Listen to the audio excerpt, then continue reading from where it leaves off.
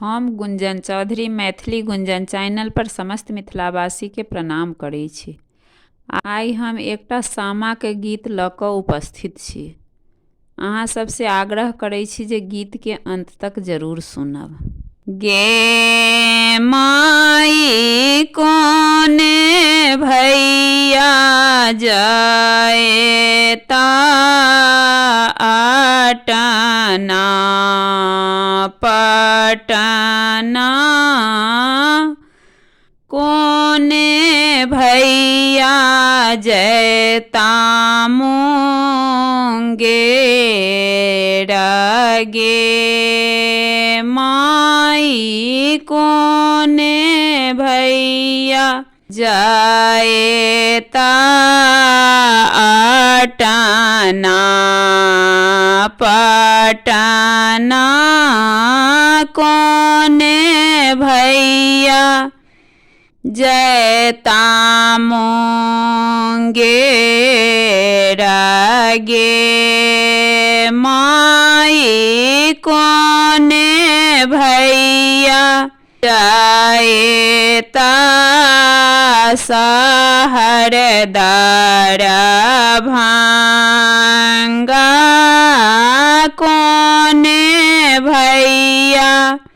जाए ता मानेर गे माई कोने भैया जाए ता सहर दरभंगा, कोने भैया जाए ता मानेर गे माई फलना भैया जाए ता आटना पटना, फलना भैया जैता मुंगेर गे माई फलना भैया जाए ता आटना पटना, फलना भैया जैता मुंगेर गे माई फलना भैया जाए ता सहर दरभंगा, फलना भैया जाए ता मानेर गे माई फलना भैया जाए ता सहर दरभंगा, फलना भैया जाए ता मानेर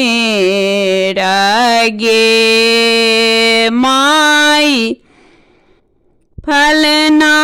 भैया लाओ ता आलरी झालरी,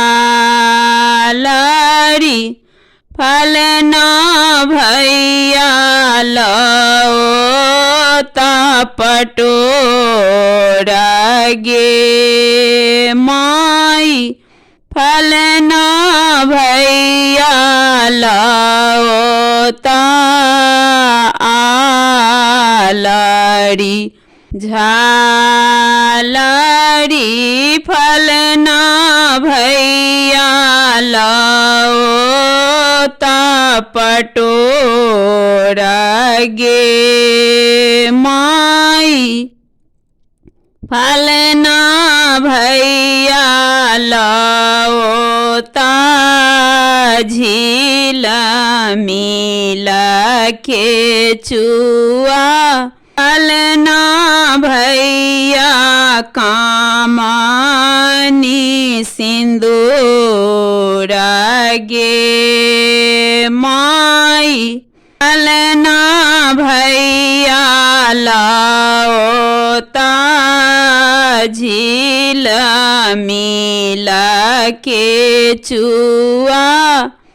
फलना भैया कामनी सिंदूर गे माई फलना बहिनो पहिरथु आलरी झालरी फलना बहिनो पहिरथु पटोर गे माई फलना बहिनो पहिरथु आलरी झालरी फलना बहिनो पहिरथु पटोर गे माई फलना बहिनो पहिरथु झिली मिली के चुआ फलना बहिनो कामनी सिंदूर गे माई फलना बहिनो पहिरथु झिली मिली के चुआ फलना बहिनो कामनी सिंदूर गे माई सामा खेलाए बहिनो आशीष देलनी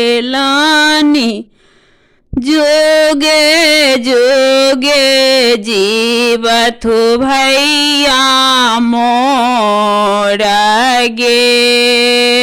माई सामा खेलाए बहिनो आशीष देलनी जोगे जोगे जीवथु भैया मोर गे।